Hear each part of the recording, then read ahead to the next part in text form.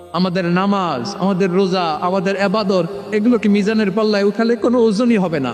তবে আমাদের একটা কৌশল জানা আছে, আমরা আল্লাহর রহমতের, আমরা সেদিন আগেই গুনার স্বীকৃতি দিয়ে দেব। আমরা বলবো, আল্লাহ তুমি প্রশ্ন করার আগে তোমার একটা কথা বলি, আমারে কিছু জিজ্ঞেস করো না, আমি সব করেছি। এমন কোন পাপ নাই যে পাপ আমারে দিয়ে হয় নাই।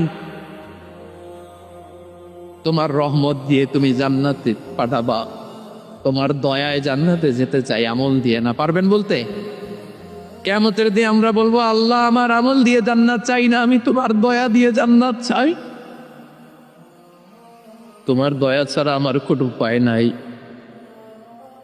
কারণ আল্লাহ যদি বিচার করে বাঁচার কারো উপায় নাই। আল্লাহ যদি বলে ফেলেন তুই এটা করলি কেন, ওখানে গেলি কেন, কোরআনে 1000 বার নিষেধ করলাম তারপরেও এই পাপে জড়ালি কেন, এরকম প্রশ্ন ছুড়ে দিলে আমার উত্তর আছে? বাঁচার কোনো উপায় আছে? রোজ হাসরে হে আল্লাহ আমার করোনা বিচার, আল্লাহ করোনা বিচার, বিচার চাহিনা তব দয়া চাই, এ গুনাহগার করোনা বিচার। আপনার আমল দিয়ে জান্নাতে যাবেন? কি দিয়ে যাবেন? আল্লাহর দয়া দিয়ে। আল্লাহর রহম আর দয়া ছাড়া কেউ জান্নাতের চেহারাও দেখতে পাবে না। আমার প্রিয় ভাইয়েরা, এই দোয়া আল্লাহর কাছে পছন্দনীয় হওয়ার কারণ তিনটা। দোয়ার প্রথম অংশে আছে তাওহীদ, আল্লাহর একত্ববাদের ঘোষণা। এই দোয়ার দ্বিতীয় অংশ আছে তাসবিহ, আল্লাহর প্রশংসা সূচক বাণী। এই দোয়ার 3 নম্বর অংশ পাপের স্বীকৃতি। তাহলে আমরা সবাই গুনাহগার, আমরা আল্লাহর কাছে পাপের স্বীকৃতি দিয়ে বলবো, ও আল্লাহ ইন্নী কুনতু মিনাজ জালিমিন, আমরা জুলুম করেছি, পাপ করেছি, অন্যায় করেছি, আল্লাহ বুঝতে পারি নাই, শয়তানের ওয়াসওয়াসায় করে, বন্ধুর পাল্লায় পড়ে, নফসের খায়েশ মিটাতে যে আল্লাহ করে ফেলেছি।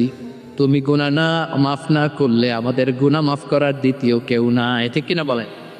এভাবে অনুতপ্ত হয়ে যদি আল্লাহর কাছে দোয়া করেন, দেয়ালে পিঠ থেকে গেছে, কোন রাস্তা নাই বের হওয়ার, ওই মুহূর্তেও আপনাকে বিপদ থেকে উদ্ধার করবে কে? বিশ্বনবী চরম বিপদে পড়লে 2টা দোয়া পড়তেন। প্রথম হলো এটা, লা ইলাহা ইল্লা আনতা সুবহানাকা ইন্নী কুনতু মিনাল জালিমিন। হে দোয়াটা আমরা বেশি বেশি পড়ব প্রিয় ভাই। রাজি আছেন? সবাই আওয়াজ করে করুন ইনশাআল্লাহ। আমার প্রিয় ভাইয়েরা, বিপদে পড়লে বিশ্বনবী আরো একটা দোয়া পড়তেন, লা ইলাহা ইল্লাল্লাহুল আযীমুল হালিম, লা ইলাহা ইল্লাল্লাহু রাব্বুল আরশিল আযীম, লা ইলাহা ইল্লাল্লাহু রাব্বুস সামাওয়াতি ওয়াল আরদি ওয়া রাব্বুল আরশিল কারীম। এই যে বললাম, রেকর্ড হয়ে গেছে। এখন তো আর ইনস্ট্যান্ট মুখস্থ না হলেও পরে মুখস্থ করে নেবেন। আল্লাহ ছাড়া কোনো উপাস্য নাই, তিনি সুমহান, মহা সহিষ্ণু। আল্লাহ ছাড়া কোনো উপাস্য নাই, তিনি সুমহান, আরশের অধিপতি। আল্লাহ ছাড়া কোনো উপাস্য নাই, তিনি আকাশের মালিক, জমিনের মালিক, তিনি সুবিশাল, আরশের অধিপতি। সুবহানাল্লাহ পড়েন। এই দোয়াটা কেউ যদি পড়ে যদি এর ওসিলা করে দোয়া করে, তাকে বিপদ থেকে মুক্তি দেয় কে? মনে থাকবে আপনাদের? তাহলে বিপদের প্রথম ধাক্কায় কি যেন পড়তে হয়? ইন্না লিল্লাহ। তারপরে কি বলে আল্লাহর কাছে নিজেকে সঁপে দিতে হয়? দেয়ালে পিঠ থেকে গেলে লা ইলাহা ইল্লা আনতা সুবহানাকা ইন্নী কুনতু মিনাজ জালিমিন।